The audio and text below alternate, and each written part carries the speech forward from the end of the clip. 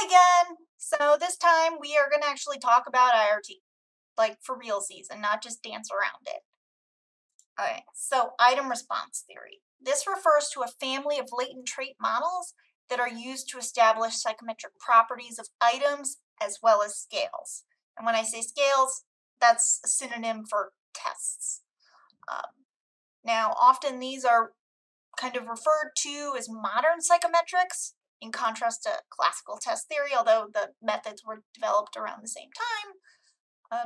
But the reason why they're called modern is because in large-scale education assessment units and testing programs and professional testing firms like ETS, Pearson, you name it, any big test publisher, they use IRT. It's pretty much completely replaced classical test theory. IRT has just tons of advantages over classical test theory that have brought it into more popular use and more frequent use. And that's why we're covering it, because you will see it. All right, so the three basic components are, got the item response function, and this is the mathematical function that relates the latent trait to the probability of endorsing an item. And when I say probability, the likelihood of selecting the correct item. Whatever it is indicated by correct. Now, item information function, that tells us about item quality and an item's ability to differentiate among respondents. Third, invariance.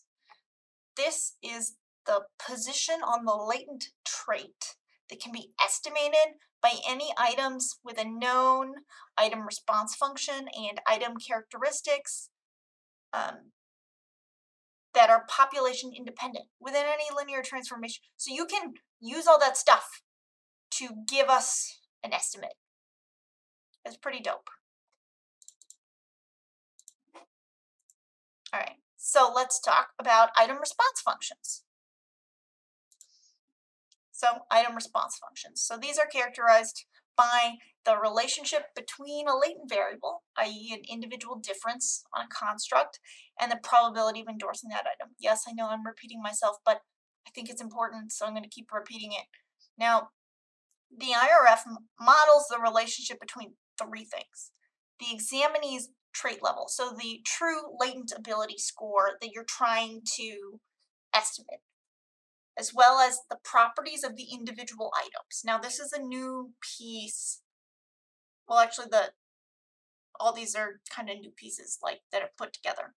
But anyway, yeah, so the item properties themselves, as well as the likelihood of endorsing an item. Now, examinee trait levels tend to be signified with the letter theta, so that's like an O with a belt. Not like, I guess an O with a belt would be an 8. But like an O with a horizontal line. And typically, the trait level descriptive statistics have a mean of 0 and a standard deviation of 1. It's very helpful, I think, from an interpretation standpoint, and it also makes it really easy to rescale stuff. Because you may have figured out that all those standardized tests that give you weird numbers, like the GRE is out of 170, the SAT used to be out of 1600, then it was out of 2400, then it was out of 1600, and then the ACT is out of like 36, I think, or 40. And all of these are just rescaled transformations of an estimated trait level. They all use IRT. And they've learned, all these testing firms learned, that people do not like getting negative scores. And so if you are below average in that group, getting a negative score tends to be a little distressing. Hence, none of those scores start at 0, like are centered at 0. Fun facts. Okay, so item response functions can be converted into item characteristic curves. Now, item characteristic curves are graphical functions that represent the respondent's ability as a function of the probability of endorsing an item. So higher levels of ability are associated with greater likelihood of correctly endorsing the item. So the smarter you are, the more likely you are to get the question right. I've got some figures coming up.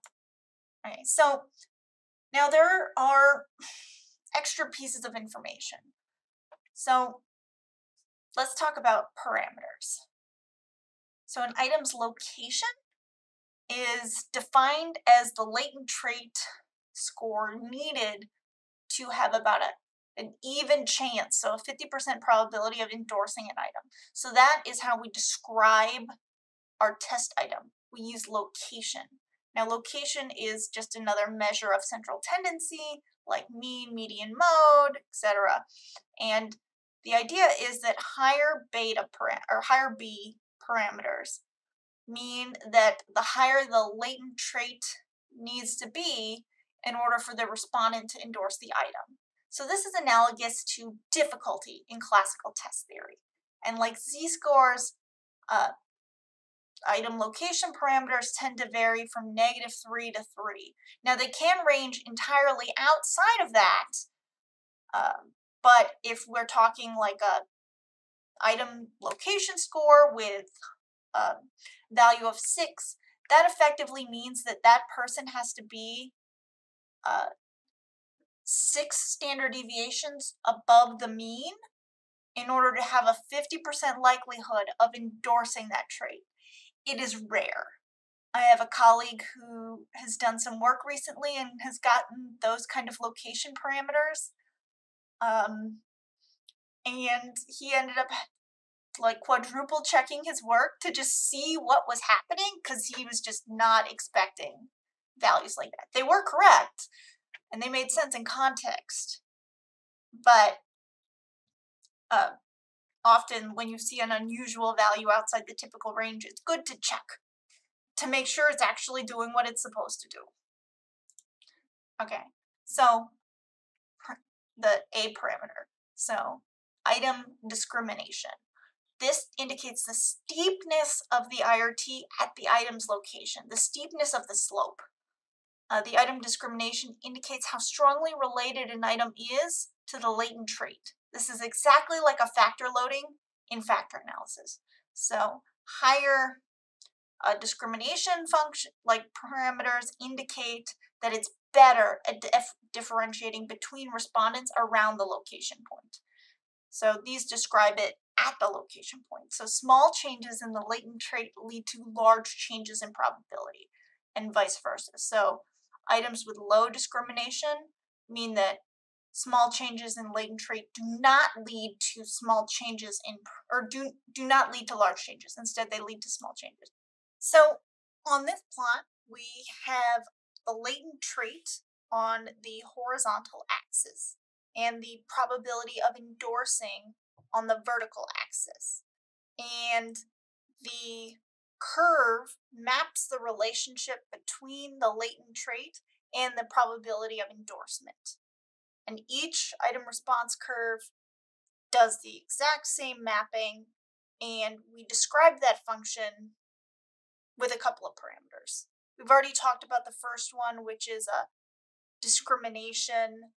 And actually, we've talked about two. I lied. We talked about location, which is what the average trait level is for the item, effectively. So what is the level at which the person has a 50% probability of endorsing that item?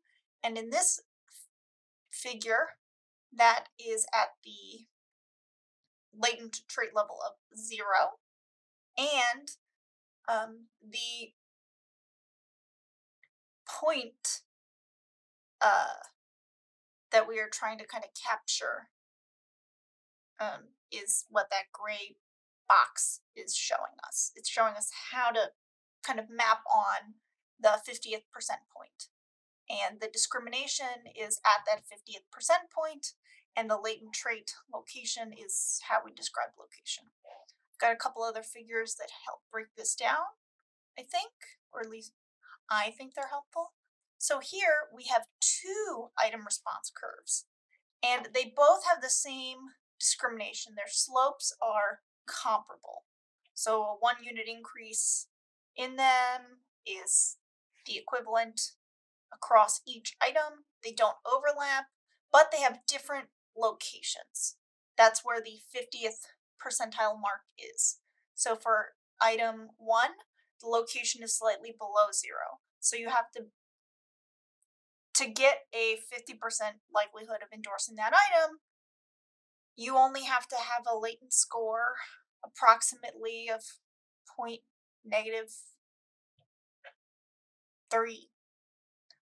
versus the item number 2 on this curve, which has a location of about 0.5. And the space in between indicates the differences in location, but you can see that those curves do not overlap because they have the same discrimination. The slopes are parallel. In contrast, this diagram shows 2 item response curves, and they also have 2 different locations. But the big difference between the 2 curves in this diagram versus the 2 curves in the previous diagram is that we have different discriminations because the slopes are different. They overlap. They aren't parallel. Cool. Okay, so there are additional item parameters that are often included in models, but the 2 most popular were that we'll focus the most on are discrimination and location. So here, the item parameter C is guessing, and the inclusion of a C parameter effectively suggests that the respondent who is very low on a trait may still choose the answer that is correct. And in other words, so respondents with low trait levels still have a small probability of endorsing an item. This is mostly used in multiple choice testing because there is the option to guess. And this value shouldn't vary dramatically from kind of the reciprocal in the terms of number of choices. So that guessing parameter, that penalty for guessing that we've talked about elsewhere, is modeled into some item response theory models. And it's not always the case, but often where there's strategy to be had effectively. Okay, so here I've illustrated how that guessing parameter gets put in here. So in model 1, there's a lower asymptote. So that's where the likelihood function flattens out. Or let me back. That's where the function flattens out. Where you could have a latent trait of like -50 and they'd still have approximately a 0.2 chance of endorsement because there's guessing to be had. And we can see that in this diagram because model or the item 2 does not have a floor effect in the same way. Its asymptote approaches 0. And this one, either the likelihood of guessing it correctly is so low, maybe there are like 1,000 options, or it was just not worth modeling because people didn't tend to guess. Now, there's also this kind of the flip side of the floor parameter. There's a ceiling parameter. This is the D parameter. I apologize for the names. I did not choose the names for how these parameters are identified as A, B, C, and D. I think it's terrible.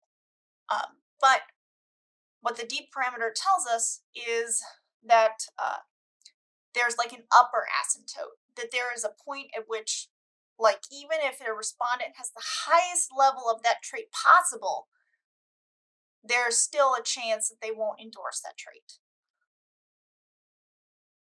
In other words, the parameter suggests that the endorsement is not guaranteed. It has less than a probability of 1. Now, often This occurs with items that are difficult to endorse. So, for example, suicide ideation as an indicator of depression. There's lots of cultural aspects and baggage related with this, as well as, well, reporting guidelines and things. And so, even if someone is at the highest level of depression, they may not endorse that item, either because they're not experiencing it or there are societal pressures to not report it. Here are all three models plopped in. Here we've got the 2PLM, so that's the 2-parameter model. So that is the model that includes location and discrimination in the model. A 1PL model only includes location. Now, the 3PL model, as we can see here, it asymptotes at the high end at 1, but it has a floor of about 0.1 for a probability of endorsement. And lastly, we have the 4PL model, which I never actually see in practice, but I figured I'd give it to you guys to show you kind of what it looks like, because you might experience these types of rare high stakes endorsement items. I just don't see them in my line of work, where there's no floor asymptote, but there's a ceiling asymptote. Cool. So I encourage you to be able to interpret these plots, understand where all the pieces are, because that would be a really interesting quiz question. Subtlety hint here. Cool. Okay. So that wraps up this module. We're going to dive next into equations and some other funness in the item response theory land, but this is kind of the meat and potatoes of item response theory. So it'd be good to spend some time on these slides. Although I guess if you've made it this far into the commentary, you have spent some time on the slides. But anyway, I'll see you all later. Bye!